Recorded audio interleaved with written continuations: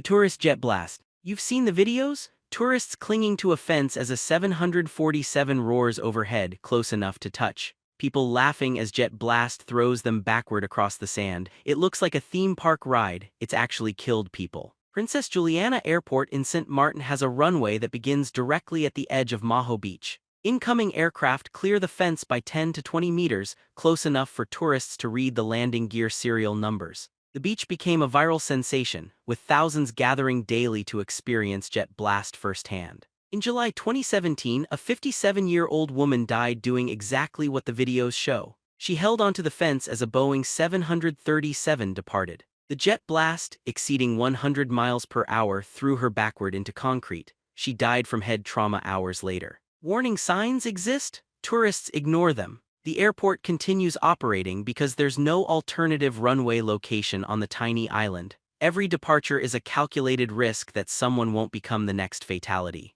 The road crossing. For 80 years, Gibraltar Airport had a runway that intersected with the territory's busiest road. When planes landed or took off, traffic lights stopped cars and barriers dropped, exactly like a railroad crossing, except the train was a 737. Winston Churchill Avenue ran directly across the runway because Gibraltar is only 6.7 square kilometers. There was nowhere else to put either the road or the runway. 5 to 10 times daily, drivers waited 10 minutes while aircraft taxied past their windshields. Pedestrians stood at barriers watching planes roll by at eye level. Tourists photographed the absurdity. Locals treated it as routine inconvenience, just another red light, except this one involved jet engines. For decades, plans to build a tunnel circulated without progress. Finally, in March 2023, the Kingsway Tunnel opened, diverting car traffic beneath the runway. Today, only pedestrians and cyclists still brave the crossing while vehicles pass safely underground. The crossing remains one of aviation's strangest historical footnotes,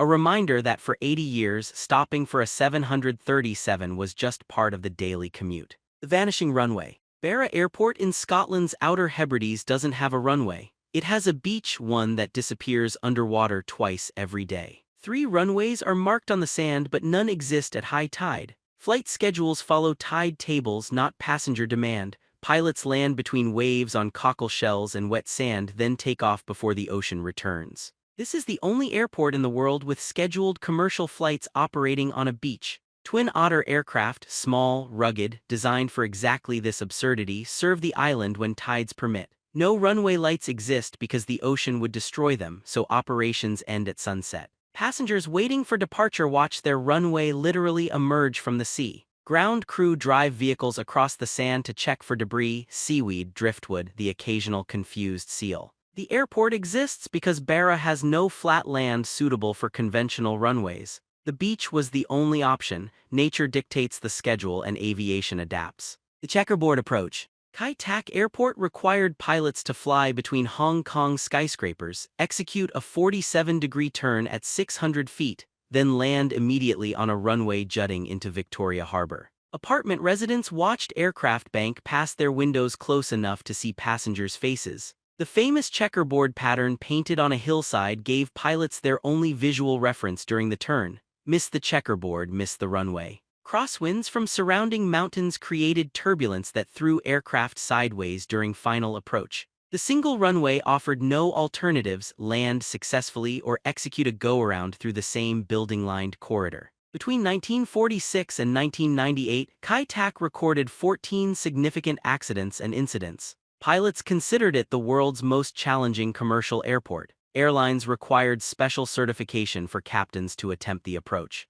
Hong Kong closed Kai Tak in 1998, replacing it with Chek Lap Kok on an artificial island with proper approach paths. The old airport became housing developments. Residents now live where 747s once turned between buildings at 200 miles per hour. The cliff edge. Lukla Airport in Nepal has a runway 527 meters long, 1/6 the length of a standard airport. It slopes uphill at 12%. It ends at a stone wall. Beyond the wall is a 2,000-foot cliff drop into the Himalayas. There are no go-arounds at Lukla. Pilots either land successfully on their first attempt or crash. The thin air at 2,845 meters elevation reduces engine power and lift. Mountains surround the approach on 3 sides. This is the gateway to Mount Everest and no alternative exists. Climbers and trekkers accept the risk because walking would take a week. Only Specia LE-certified pilots can attempt the approach, and flights cancel frequently due to weather, wind, or visibility.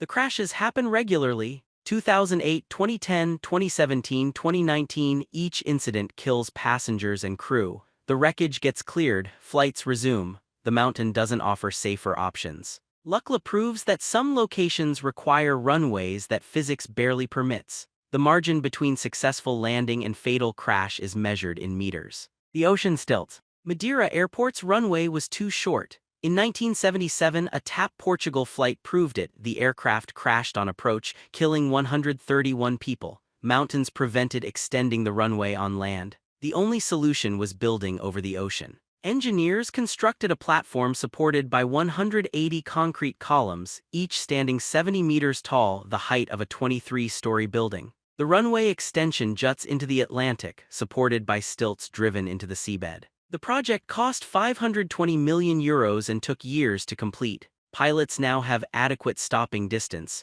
but Madeira's problems didn't end with length. Crosswinds remain severe. The island's volcanic terrain creates unpredictable turbulence on approach. Pilots require special certification to land at Madeira, and diversions happen frequently when conditions exceed safe limits. The ocean platform solved one disaster by creating engineering that would have seemed impossible decades earlier. The wind still wins regularly. The sinking runway. Kansai International Airport was built on an artificial island in Osaka Bay. Engineers predicted it would sink 5.7 meters, then stabilize. It has sunk over 12 meters and continues sinking every year. The airport cost $20 billion, the most expensive ever built. But here's the problem they didn't anticipate. The island isn't just sinking, it's tilting. Different sections compress at different rates, threatening to shatter the terminal's glass walls. The solution? 900 hydraulic jacks controlled by sensors that detect uneven sinking in real time. The system constantly adjusts, keeping floors level while the ground beneath them warps. Without it, the terminal would crack itself apart. In 2018, Typhoon Jebi flooded the runways and stranded 3,000 passengers overnight. A tanker ship smashed into the only bridge connecting the island to the mainland, trapping everyone. Kansai represents billions of dollars fighting a battle that physics is slowly winning. The airport functions, but only because computers and hydraulics work 24/7 to keep a tilting island pretending to be stable. The Tenerife collision. March 27, 1977. Dense fog at Los Rodeos Airport, Tenerife. Two Boeing 747s on the same runway. 583 people dead in aviation's worst disaster. A bomb threat had diverted both aircraft to the small Canary Islands airport. Fog reduced visibility to near zero. KLM Flight 4805 began its takeoff roll while Pan Am Flight 1736 was still taxiing on the same runway, invisible ahead. Then technology failed. The KLM pilot and the control tower transmitted simultaneously, creating a 4-second burst of static, a heterodyne whistle that blocked critical communication. The Pan Am crew never heard the tower tell them to report when clear. The KLM crew never heard Pan Am say, "We are still taxiing down the runway." By the time the KLM pilot spotted the other plane through the fog, he was traveling too fast to stop. He pulled up desperately. The landing gear struck the Pan Am fuselage. Both aircraft exploded. KLM killed all 248 aboard. Pan Am killed 335 of 396 passengers. Only 61 people survived. The disaster rewrote aviation forever. Standard phraseology, mandatory readbacks, crew resource management, all traced to this runway, this fog, this 4-second whistle that killed 583 people.